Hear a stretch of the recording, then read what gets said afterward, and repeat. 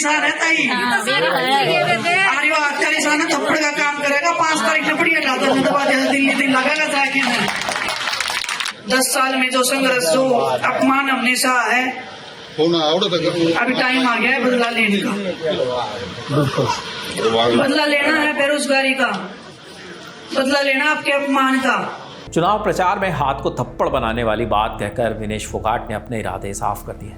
सियासी अखाड़े में भी वो खुलकर खेल रही हैं। वो पीएम मोदी, उनकी सरकार और भारतीय कुश्ती संघ के पूर्व अध्यक्ष बृजभूषण शरण सिंह पर सीधा हमले करने से नहीं चूक रहे। हरियाणा की जुलाना सीट से कांग्रेस के टिकट पर चुनाव लड़ रहे विनेश ने इंडियन एक्सप्रेस के पत्रकार निहाल कोशी और संदीप द्विवेदी से बात करते हुए कहा कि लोगों ने मुझसे कहा कि एनजीओ शुरू करो। मुझे करोड़ों की स्पॉन्सरशिप मिल रही थी, लेकिन सिर्फ पैसों से आप उतनी मदद नहीं कर सकते। इसके लिए पावर चाहिए होगी, आपको सिस्टम का हिस्सा बनना पड़ेगा।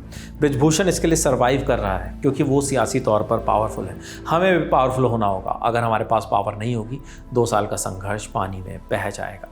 इंडियन एक्सप्रेस की इसी बातचीत में विनेश ने पीएम मोदी को लेकर भी खुलकर बात की। जब उनसे पूछा गया कि जंतर मंतर के दौरान पीएम मोदी ने कुछ नहीं कहा, लेकिन फाइनल से बाहर होने पर you are a champion among champions वाला ट्वीट किया। इस पर विनेश ने कहा वो खिलाड़ियों से मिलते रहते हैं, विरोध प्रदर्शन के बारे में सब कुछ जानने के बाद भी कुछ नहीं कहना, ये खिलाड़ियों के लिए सच्चा प्यार नहीं है। वो सिर्फ अपनी ताकत दिखाना चाहते हैं।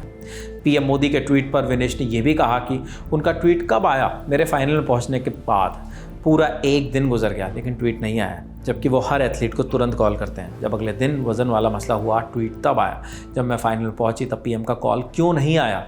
वजह साफ है। 6 सितंबर को कांग्रेस में शामिल हुए विनेश अपमान का बदला लेने की बात कर रहे हैं। जुलाना सीट पर उनका मुकाबला बीजेपी के कैप्टन योगेश बैरागी, इनेलो बसपा से डॉक्टर सुरेंद्र लाठर, आम आदमी पार्टी से WWE में जाने वाली महिला रेसलर कविता दलाल और जेजेपी के अमरजीत ढांडा से है। कहा जा रहा है कि जातीय समीकरण के चलते मुकाबला विनेश के लिए बहुत आसान नहीं रहने वाला। इस सीट पर करीब 70% वोट जाट समाज के हैं, लेकिन 5 पार्टियों में से 4 उम्मीदवार जाट समाज से उतारे। उसमें विनेश, लाठर, ढांडा और कविता दलाल शामिल हैं। ऐसे में जाट वोट बटे तो विनेश का कड़ा मुकाबले में फंसने की उम्मीद विपक्षी दल वाले लगा रहे हैं। अगर जाट वोट बटे और 30% ओबीसी और ब्राह्मण वोट भाजपा के खाते में आए तो बीजेपी के बैरागी भी इस सीट पर चौंका सकते हैं। जुलाना सीट इनेलो का गढ़ रही है। 2009 और 14 में आए इनेलो के परमेंद्र सिंह ढुल ने जीत दर्ज की थी।